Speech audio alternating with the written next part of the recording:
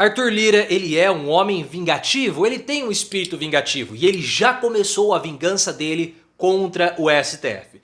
Porque a gente não chama o Arthur Lira de princeso aqui no canal à toa, porque ele tem vontades de príncipe. Ele acha que ele é um reizinho no Congresso Nacional, que ele manda na Câmara dos Deputados. E é claro que uma pessoa como essa não gosta de ter as suas vontades, os seus anseios e principalmente os seus desejos de grávida contrariados. Mas quando o STF fez o que fez com relação ao orçamento paralelo, Arthur Lira ficou contrariado.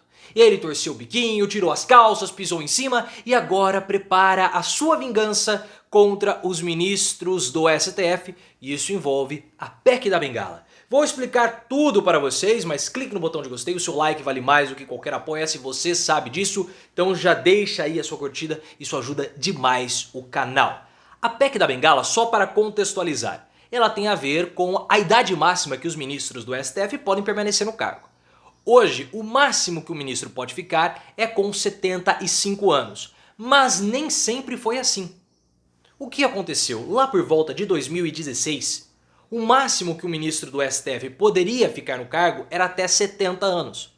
Mas o Eduardo Cunha fez a PEC da Bengala para aumentar a idade para 75 anos, evitando assim que Dilma Rousseff pudesse nomear ministros para o STF. Então foi uma jogada do Eduardo Cunha para fazer com que a Dilma não pudesse nomear ministros do STF. E o que está acontecendo?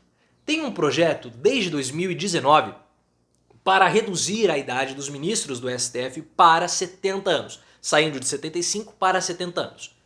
E esse projeto, que é a revogação da PEC da Bengala, está na CCJ. E a CCJ ela é dominada, comandada pela Bia Kicis. E na CCJ, a revogação da PEC da Bengala foi aprovada. E aí o que acaba acontecendo? Se a PEC da Bengala foi revogada, a idade passa de 75 para 70 anos.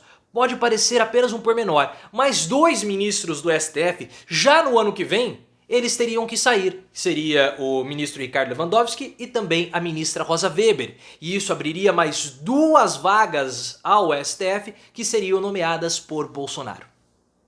E essa é justamente a vingança do Arthur Lira. É claro que, se aprovado pela CCJ, há necessidade depois de passar em 2 turnos no plenário da Câmara e depois ir para o Senado Federal, onde o Rodrigo Pacheco falou que não vai ter a aprovação dessa PEC. Esse não é o momento de discutir, nem tem que ter votação, o Brasil precisa de outras prioridades, e o Pacheco falou, deu a entender que no Senado vai ser rejeitado. E vocês sabem que no Senado há uma relação muito mais de cumplicidade entre os senadores, entre a casa e o STF. Não vamos nos esquecer que o Rodrigo Pacheco ele arquivou o pedido de impeachment contra o Xandão cabeça de melão, o Alexandre de Moraes. Só que Arthur Lira, claro, ele sabe de todas essas dificuldades. Ele não é um politicozinho qualquer. Mas ele deu o recado. Lira só colocou esse projeto para votar, para ir para a CCJ, só deu andamento nisso porque ele sabia que na CCJ seria aprovado. E ele quis dar um recado para os ministros do STF, porque ele não gostou do que foi feito pela ministra Rosa Weber e depois pelos seus pares de ter suspendido o orçamento secreto e mais ainda, de ter cobrado transparência no orçamento secreto.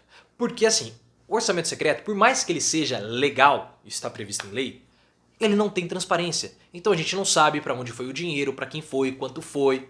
Se depois que o deputado recebeu ou o parlamentar recebeu essa verba, ele ficou com ele mesmo ou ele transferiu para um colega, porque isso aconteceu. Então a decisão do STF lança luz a essa caixa preta, que nós precisamos saber o que aconteceu com esse dinheiro, com essas emendas que são agora o principal instrumento de negociação do governo Bolsonaro, um mensalão legalizado. Então Arthur Lira está incomodado com isso porque ele perde também o poder dele. E Arthur Lira ele se lambuza com o poder. É como se ele jogasse leite condensado, só que em vez de leite condensado no corpo dele, ficasse assim passando a mão, é como se fosse o poder. Então ele se lambuza no poder e ele adora isso, porque ele é um homem ambicioso e ele tem ambições pessoais, seja no nível federal e também no nível estadual. Porque ele quer, claro, o aumento da influência no estado de Alagoas. Ele quer o governo de Alagoas. Não vamos esquecer disso. E quando você tem a suspensão do orçamento paralelo, quando você começa a ter maior transparência, ele fica enfraquecido, ele perde poder e, é claro, ele quer se vingar. Você não se coloca como um opositor às vontades do reizinho Arthur Lira, porque senão ele faz biquinho e é capaz que ele avance no seu pescoço para te esganar. Então não é muito bom ficar perto do Arthur Lira e da sua ambição, e o STF fez isso. A questão é, Lira terá poder para peitar o STF? Ele pode achar que tem, mas se nem Bolsonaro conseguiu, o que faz Arthur Lira acreditar que ele pode? Vamos ver, vamos esperar para ver, mas esse assunto também está longe de terminar. Não acredito que a PEC da Bengala vai prosperar, a revogação da PEC da Bengala vai prosperar, mas é um recado que Arthur Lira dá aos ministros do STF. O que vocês fizerem aí contra mim, ou o que vocês fizerem que acabe se colocando entre os meus objetivos, eu vou reagir aqui. E nós temos condições para isso. Faz parte da política, pessoal. Isso faz parte da nossa república, inclusive, esse atrito entre os poderes. Porque nós temos os três poderes, o executivo, o legislativo e o judiciário. E eles ficam, claro, a todo momento se atritando como se fossem placas tectônicas. E aí tem um terremotozinho, um maremoto, mas depois eles se acalmam, para depois se atritarem de novo e depois eles se acalmam. Isso é normal, faz parte da república. Bom, se você gostou do vídeo, clique no botão de gostei, ative, claro, as notificações, me siga no Instagram, canal Profiléu, e também no Twitter, @profileoficial.